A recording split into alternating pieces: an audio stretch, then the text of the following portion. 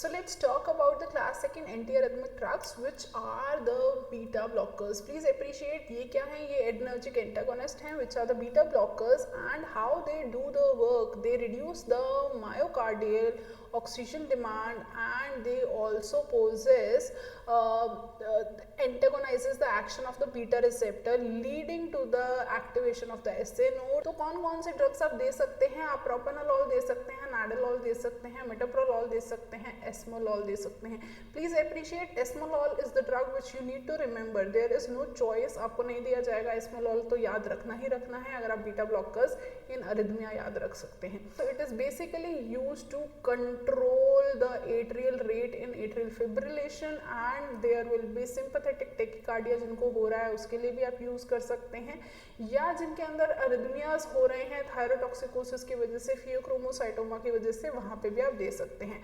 So I already told you कि esmolol is the drug which is the most common question which is usually asked. Esmolol is the shortest acting beta blocker which is anti arrhythmic potential.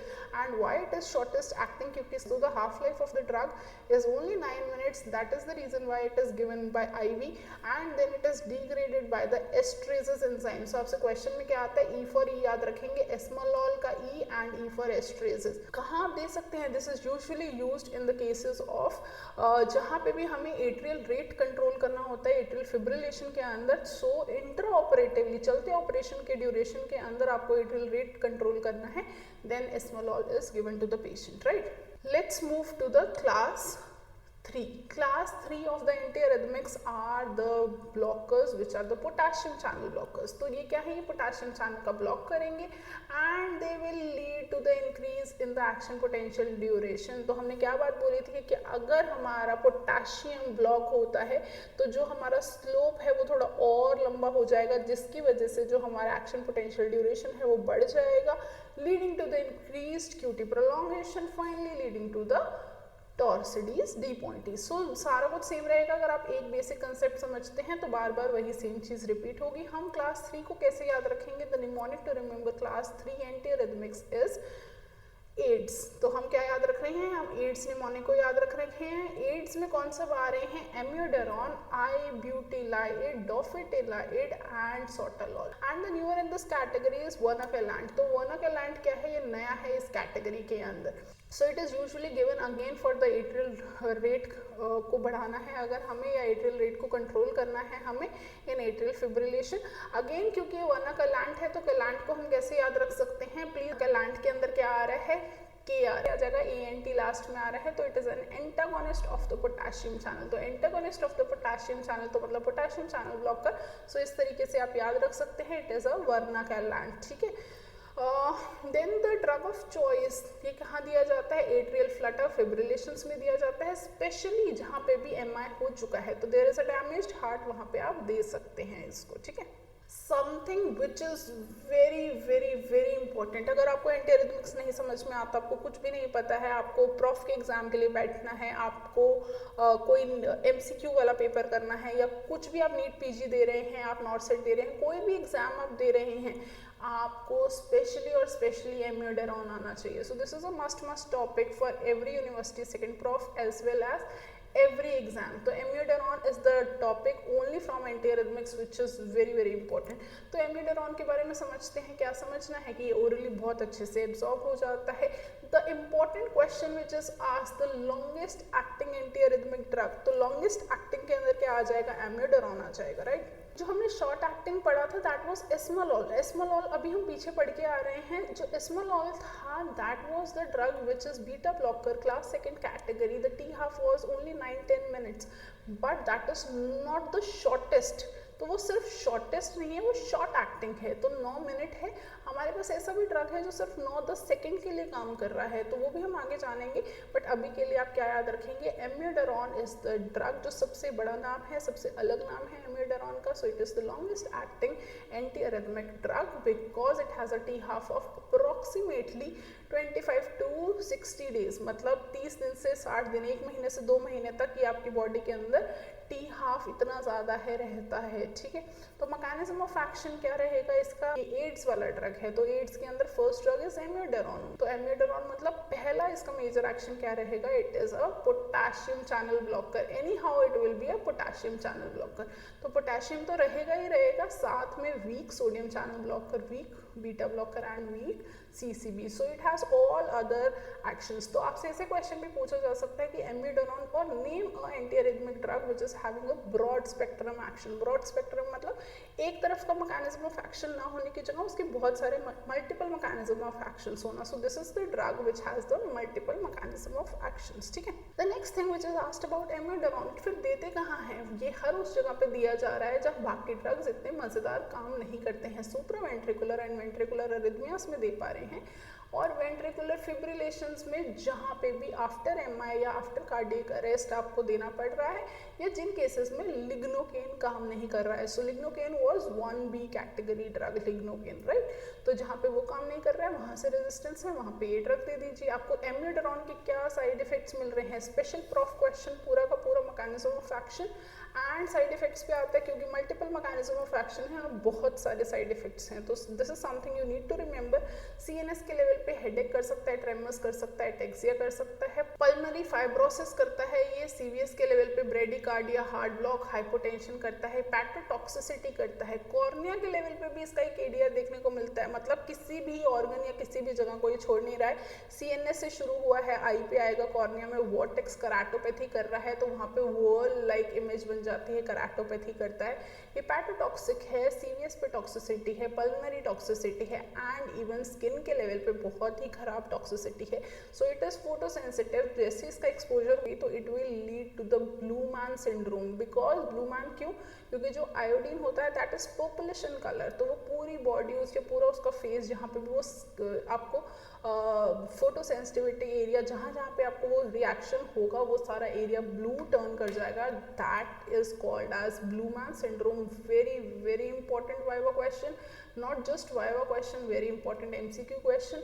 अगर मैंने आपको blue man syndrome बताया it is because of the amiodarone, you need to write in the comment section what is the drug which causes the red man syndrome। तो red man syndrome कौन करता है ये आप बताओ, ठीक है।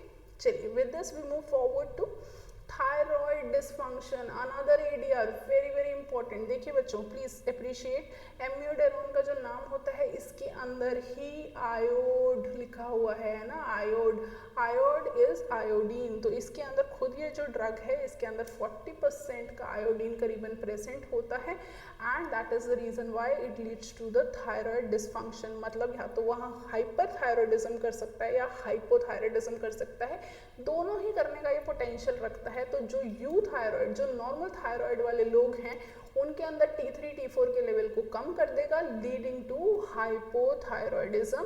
This is called as Wolff Chaikoff effect. तो इसको क्या बोलते हैं, वोल्फ-चाइकोफ इफेक्ट बोलते हैं।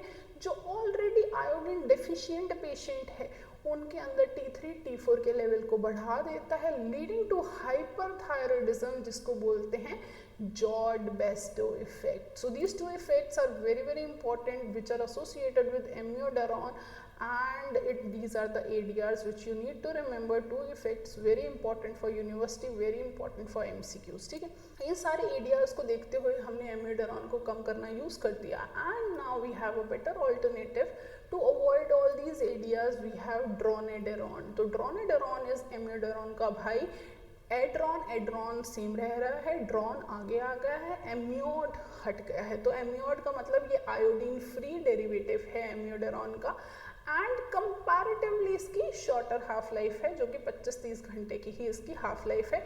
This is also an antiarrhythmic drug but comparative with less ADRs of amiodarone. तो चलिए निमोनिक कैसे याद रखेंगे हम। So this is the mnemonic for the amiodarone. Amiodarone दोबारा से रिवाइज करते हैं, it is the class 3 category of the antiarrhythmic drug. Class 3 के अंदर पोटेशियम चैनल ब्लॉकर्स होते हैं, and this is the drug with the longest T half. तो ये करीबन 2 महीने 1 महीने तक काम करने वाला T-हाफ इसका इतना ज़्यादा होता है।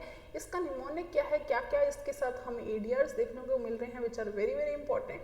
The mnemonic is ABCDE। ABCDE इज A फॉर अरिदमिया के ट्रीटमेंट के लिए दिए जाने वाला ड्रग है, तो क्लास 3 एंटी अरिदमिक ड्रग है। ADR क्या देखने को मिल रहा है, ब्लू मैन सिंड्रोम कराता है ये आपको, ब्लू मैन स्पॉटिंग के अंदर भी पूछ लिया जाएगा क्वेश्चन। तो ब्लूइश कलर की कुछ फोटो मिलती है और पूरी स्किन के अंदर ब्लू ब्लू हो रहा है, so that must be a blue man syndrome. Corneal deposition vortex keratopathy करा देगा, डिफ्यूज लंग फाइब्रोसिस या pulmonary fibrosis. And E for endocrine की problem which is thyroid dysfunction, hyper या हाइपो दोनों कराने का पोटेंशियल रखता है, ठीक है। So see, this is the vortex keratopathy I was talking about। wall like image आ जाएगी आपको, क्या देखने को मिल रहा है यहाँ पे, wall like image। तो wall बन रहे हैं, vortex स्पाइरल पैटर्न, आपको ये स्पाइरल पैटर्न आपको देखने को मिल रहा है। तो आपको फीचर्स क्या देखने को मिलेंगे, हैलोज ब्लर्ड विजन पेशेंट को देखने को मिल सकती है। आप जैसे जैसे ये ड्रग छोड़ते जाएंगे आपका ये पॉइंट इम्प्रूव होता जाएगा, ठीक है। ऐसे ही ब्लू मैन सिंड्रोम के साथ भी क्या है, ब्लू मैन सिंड्रोम के साथ आपको देखिए ब्लू कलर का एक इमेज हमने दिखाने की कोशिश करी है। तो इसका पूरा फेस ब्लू हो गया है, साइड्स ब्लू हो गई हैं।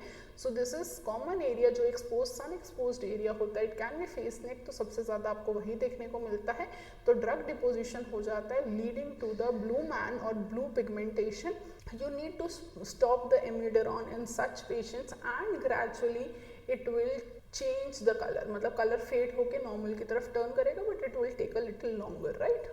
Okay, so this was all about amiodarone. Now let's move to the other drugs in the class 3 category. The other drugs are AIDS वाला drug, AIDS वाला ibutylide and sotalol वाला drug है ना। तो sotalol is the drug which is lol, lol means beta blocker। तो ये तो class B में होना चाहिए था, क्योंकि क्लास 2 हमने पढ़ा 2 for B, B for 2 है ना, याद रखने के लिए AB होता है, 1 2 होता है। तो जो 2 का सिनोनिम है वो B है, तो फिर beta blockers are class 2 category of drugs.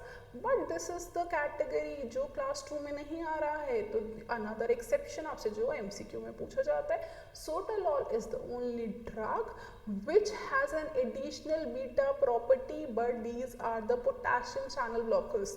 So these are the beta blockers with the additional potassium channel blocking action। तो पहला primarily इनका blocking action क्या है कि these are the potassium channel blockers plus additional beta blocker action है। आप कहाँ use कर रहे हैं इनको, these are used for the chronic atrial fibrillation or the ventricular fibrillation।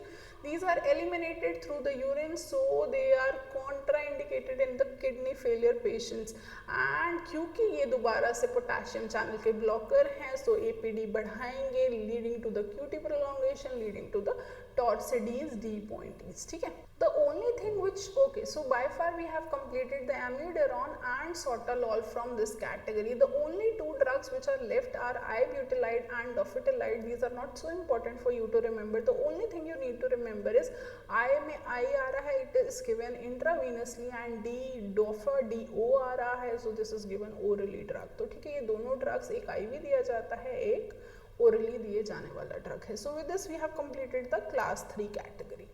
Okay, let's move to the final category which are the class 4 drugs, है ना। class 4 antiarrhythmic drugs क्या हैं, they inhibit the calcium movement। तो calcium के movement को inhibit कर रहे हैं। हमें ये पता है कि DHPs होते हैं, नॉन DHPs होते हैं।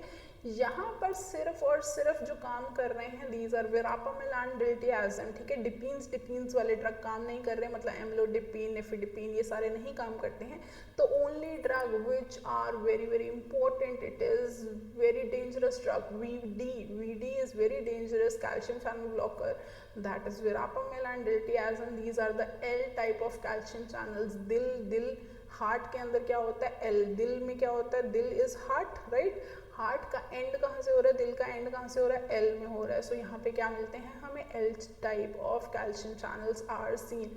सो द ड्रग ऑफ चॉइस कहाँ दिए जाते हैं, these are given for the supraventricular tachycardia. Supraventricular मतलब समझिए, वेंट्रिकल से ऊपर, वेंट्रिकल से ऊपर देखिए। सुप्रावेंट्रिकुलर का क्या मतलब, ये वेंट्रिकल है आपका और ये आपका एट्रिया है, ठीक है। सो this is the atria. Basic बात, ये वेंट्रिकल है, ये हमारे पास एट्रिया है।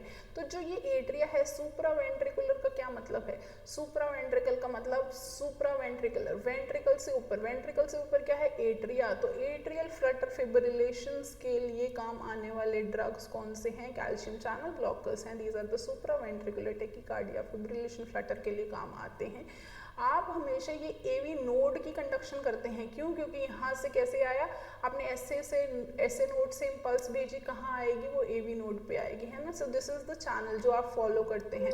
सो दिस इज सुप्रावेंट्रिकुलर टेकिकार्डिया के लिए आप देते हैं। So it prevents the ventricular tachycardia. ये क्या करता है, वेंट्रिकुलर टेकिकार्डिया को प्रिवेंट करता है by blocking the AV nodal conduction. So it is going to block the AV nodal conduction. It is contraindicated in ventricular tachycardias, जहाँ पे भी कार्डिक आउटपुट कम हो, because it leads to the reflex tachycardia. तो please ध्यान रखिए, हमने क्या बोला था, जब हम लिग्नोकेन की बात कर रहे थे तो हमने वी बनाया, तो हम बोल रहे थे lignocaine is always given in the ventricular अरिथमियाज और टेकिकार्डिया। बट इस केस के अंदर हम क्या बोल रहे हैं, इस केस के अंदर हम ये बोल रहे हैं कि they are contraindicated into ventricular tachycardia. तो यहाँ सुप्रा वेंट्रिकुलर मतलब एट्रियल में देने हैं। सो ये दोनों ही ऑपोजिट चीजें हैं आपस में याद रखने के लिए। क्यों? क्योंकि अगर आप वेंट्रिकुलर टेकिकार्डिया में देते हैं तो they lead to reflex tachycardia, ठीक है। So most common side effect आपको हेडेक, हाइपोटेंशन या कॉन्स्टिपेशन देखने को मिलेगा patient. So with this let's move forward to the calcium channel blockers की कॉन्ट्रा इंडिकेशंस। कहाँ नहीं देने हैं, ये कहाँ नहीं देने हैं, स्पेशली जहाँ पे हाइपोटेंशन हो, हार्ट फेलियर हो, डाइजॉक्सिन टॉक्सिसिटी हो, एवी का ब्लॉक हो, या पेशेंट्स जो बीटा ब्लॉकर पे या डिसोपारामाइड क्विनिडीन पे ऑलरेडी हो, ठीक है। मिसलेनियस ड्रग्स, अच्छा 4 मेजर कैटेगरीज हैं एंटी अरिथमिक्स की which you should be knowing. Other than these 4 categories there are few drugs which are categorized into the miscellaneous drugs। तो miscellaneous drugs में हमारे पास ये 4 ड्रग्स आते हैं। प्लीज अप्रिशिएट, ये 4 ड्रग्स हैं हमारे पास miscellaneous में। सो एट्रोपिन इज गिवन इन ब्रेडियारिथमियाज। ब्रेडियारिथमिया का क्या मतलब, अरिथमिया, ब्रेडिकार्डिया होता है ना, ब्रेडिकार्डिया का मतलब 60 to 100 जो हमारी हार्ट रेट है विच वॉज द नॉर्मल। अगर आपकी 60 से कम हार्ट रेट हो रही है और उसकी वजह से अरिथमिया, रेट रिदम में दिक्कत हो रही है, तो इट इज ब्रेडियारिथमिया। टेकियारिथमियाज क्या होता है कि 100 से ऊपर आपकी हार्ट बीट चली गई, आफ्टर देयर इज अरिथमिया, है ना। तो these are the brady and tachyarrhythmias. तो एट्रोपिन देते हैं आप ब्रेडियारिथमिया के पेशेंट्स के अंदर। Digoxin is given in CHF plus the atrial Flutter. Okay, let's learn about adenosine. देखो, अगर आपसे क्वेश्चन डायरेक्टली एम्यूडेरॉन पे नहीं आता तो क्वेश्चन एडिनोसिन में से आएगा, एंटी अरिथमिक्स में से। सो this is also very very important drug. तो ठीक है, मैकेनिज्म ऑफ एक्शन समझने के लिए क्या करेंगे, मैकेनिज्म ऑफ एक्शन समझने के लिए इस चार्ट को समझेंगे। इस चार्ट के अंदर क्या है, this is the mechanism of action. जो एडिनोसिन होता है ये हमारा A1 रिसेप्टर के साथ बाइंड करता है। सो this is the adenosine and ये हमारे पास A1 रिसेप्टर है। जैसे ये A1 के साथ बाइंड करता है, it follows the GPCR type of receptor mechanism and GI type. तो GI इज इनहिबिटरी टाइप। तो इनहिबिटरी के अंदर हमारे पास 3 सब यूनिट्स थे, अल्फा, बीटा, गामा, है ना। तो ये 3 सब यूनिट्स हमारे पास होते हैं। It activates the GI protein leading to the inhibition of the adenyl cyclase. तो एडिनाइल साइक्लेज को कम कर देगा, जिसकी वजह से CEMP कम हो जाएगा। And it also opens the potassium channel leading to the efflux, बाहर निकाल देगा पोटेशियम को। So it will finally lead to the hyperpolarization of the AV cells। तो AV node या AV conduction का ये hyperpolarization कर देगा and leading to the decrease in the conduction of the AV node। This is how it follows the mechanism। ठीक है, तो mechanism of action आप जो पेपर में लिखेंगे तो they decrease the clamp and decrease the AV conduction। आप इसे कैसे देते हैं, आप इसे रैपिड IV बोलस देते हैं। Please appreciate why I am saying rapid IV bolus. क्यों? क्योंकि it is the shortest acting anti arrhythmic drug. अभी हम बात कर रहे थे एस्मोलॉल कम होता है कंपैरेटिवली, 9-10 मिनट का ही टी हाफ होता है, बट ये तो 9-10 मिनट भी नहीं है, ये तो सिर्फ 9-10 सेकेंड का टी हाफ है। तो इट इज डिग्रेडेड और मेटाबोलाइज्ड बाय डीएमिनेज नाम की enzyme. So it is the shortest acting anti arrhythmic drug which you should be knowing. And shortest का क्या मतलब, 9-10 सेकेंड के अंदर इसका एक्शन हाफ हो जाएगा, खत्म हो जाएगा, आपकी बॉडी में से निकलने वाला हो जाएगा। तो आपको इतनी फास्ट देना है इस ड्रग को कि आपको एक्शन आ सके, मतलब आपका पेशेंट ठीक हो सके, उसको कोई अरिथमिया हो रहा है हम उसे ठीक रिवाइव तो कर पाए पेशेंट को। So this is the reason why this drug is not given through peripheral veins. तो आप इसे पेरिफेरल वेन्स के थ्रू नहीं देते हैं, आप इसे कैसे देते हैं, it is given through rapid IV bolus, एक तो चीज ये, एंड दूसरा it is given through the central line. Please appreciate, central line के थ्रू आप इसे देंगे, लार्ज IV बोलस देंगे आप इसका।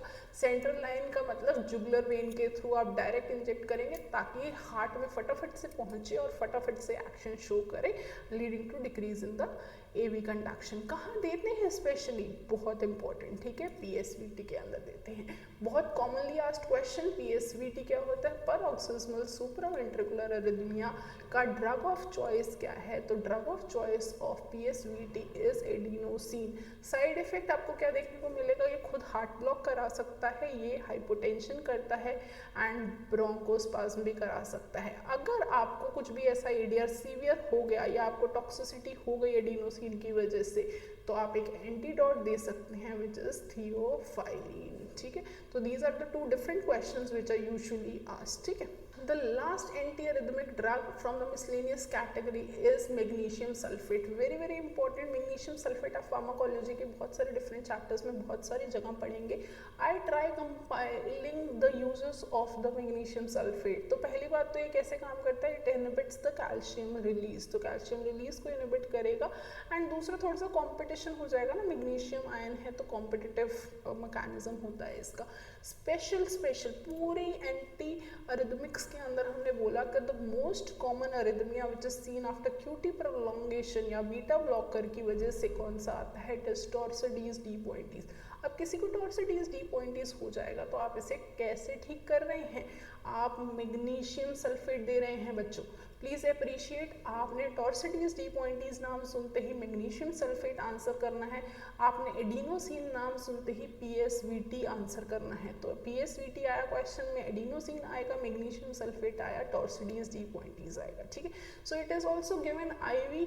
और क्या यूजेस होते हैं मैग्नीशियम सल्फेट के, दीज आर एंटासिड्स, ये लेक्सेटिव की तरह भी काम करते हैं, टोकोलिटिक भी हैं, एक्लेम्सिया वाले पेशेंट्स में भी देते हैं एंड बेरियम पॉइजनिंग में भी देते हैं। So these are the different uses of magnesium sulfate which you should be knowing about. So this is it for the antiarrhythmics classification, category, drugs and everything. Thank you so much, and you still have any doubt, do let me know in the comment sections. Thank you, bye.